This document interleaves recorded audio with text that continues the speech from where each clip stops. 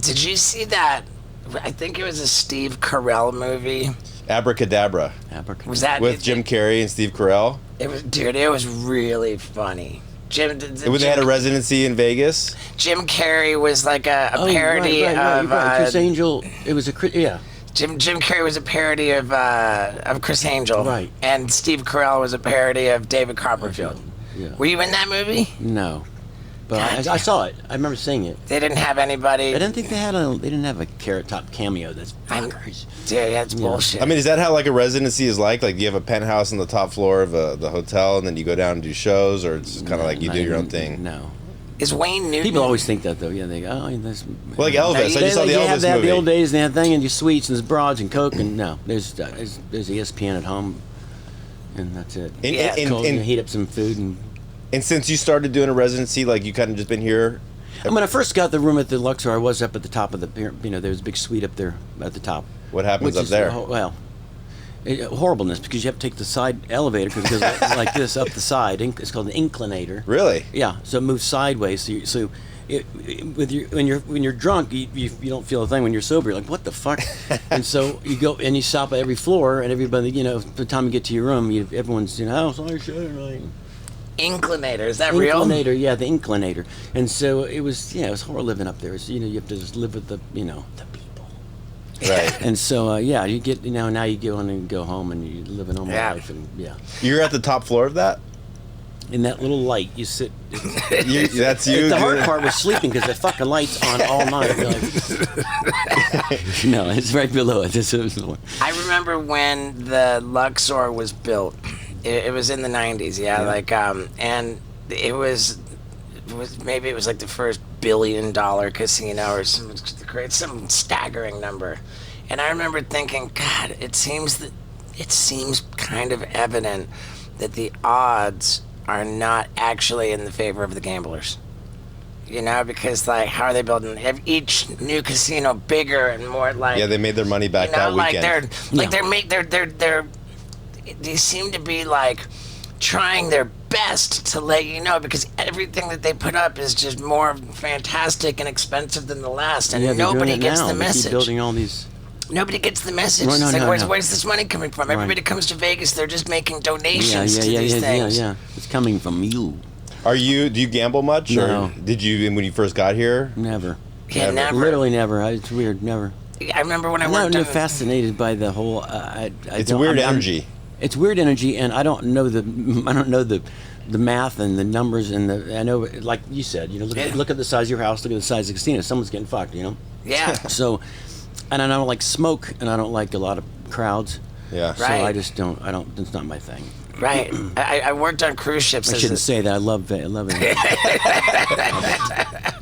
I worked on cruise ships as a circus clown before the TV stuff started, and the cruise ship director, they would have an orientation show on the first night of the week-long cruise, and at the end of the show, he'd say, "So everybody, have a great time. Make sure you stop in the casino, make a donation," and it was good fun, and I just think it's so perplexing to me, and I think that you don't have to worry about saying, "Oh, I love Vegas," because like gambling is just a real thing, Like here in Vegas, I remember like learning that a lot of these dealers, like the blackjack, like whatever, like they're running the table.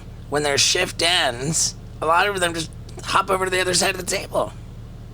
Like you would think that the people working in the casino. Yeah, you would think that these people working in the casino would be most educated about the actual process about what's going on. Yeah, what's going on. They have the inside, and they would have the insight, right? However, they're so close to it. They're so educated. They know what's going on. They get done working. You know how this works. Yeah, and then they just go to the other side of the table and make a donation. They donate everything they earn. And that's another thing I hated about it too. Let's say never, but the 2 or 3 times I ever did. I'm sitting there and I'm looking at it. Whatever. I don't know what to do. So I look at the dealer, and she's like, so I'm like, he's like, hit, and the guy next to me is like, what the there's so much pressure. Right. So I just follow her, and 9 times out of 10 I would win, just usually. Then they get it wrong too sometimes, but People would get so mad. You just ruined, like, I'd go, hit me, and the guy next to me was like, you just fucking ruined the whole thing. And I said, Yeah. how? And he's like, and he just get mad and leave. And I said, what did I do? He said, you did nothing. You were supposed to hit that. I said, but why did you just fucking scream at me? Was I not supposed to hit it? She goes, no, you're supposed to hit it. He just got pissed that he didn't. He took his card. Because they're all it's my, superstitious. his card is my goddamn card because I got the card. Yeah. Yeah, like I sit down on a table. But I probably did fuck up the game. No, but that's it. Like gamblers are just so weird, superstitious. It's like I've tried to play like Texas Hold'em at a Commerce Casino, and then you go and sit down, and people are pissed that you like hit. They're like, dude, you're not. What are you doing? You're not playing it's like, right. Nobody has any fucking idea what they're doing. Like it's all luck. Yeah. And that's the thing that like what alcoholic will justify is like drinking. Like a gambler is like, dude, there's there's strategy involved in this. It's like, no, there's fucking not. Dude. I mean, you get the poker championships, right? Poker, there's people who are like good at it, right? Yeah. Yeah, that's a valid argument. I have nothing to refute that with, but I was one of that too. I mean, the same thing. I mean, people say they're really good at it, but are they, or is it just luck? Is it? I don't know. Because there's always the championships, and the same guy, like Jesus and all those other guys, they're always in the Phil final. Hellmuth or like Dan something Bilzerian was famous for Yeah. making a bunch of money playing poker. and they beat out 25,000 people of to get to that table. Right. So it's like I remember when I was 20 years old, I had just gotten out of my first rehab, and I was living with a guy I worked with in a restaurant.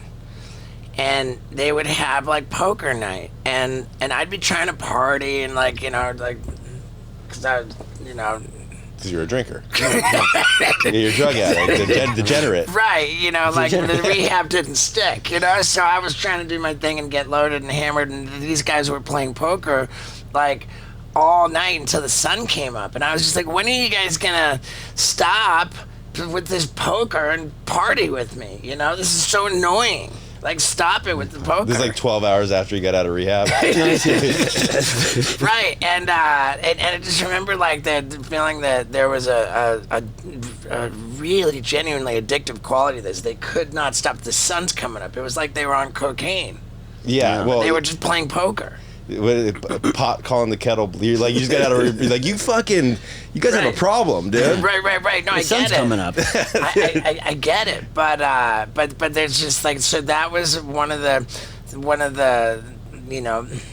I said gambling always just weirded me out, and my mother's father, my maternal grandfather, was during World War II, I think it was, he sold bootleg gasoline in Canada because of the war. They had rations. You could only buy so much gasoline even if you were rich. But he was this kind of a shady character who would sell bootleg gasoline beyond the rations. You could get as much as you wanted from him, and that made him quite a wealthy man. Yeah.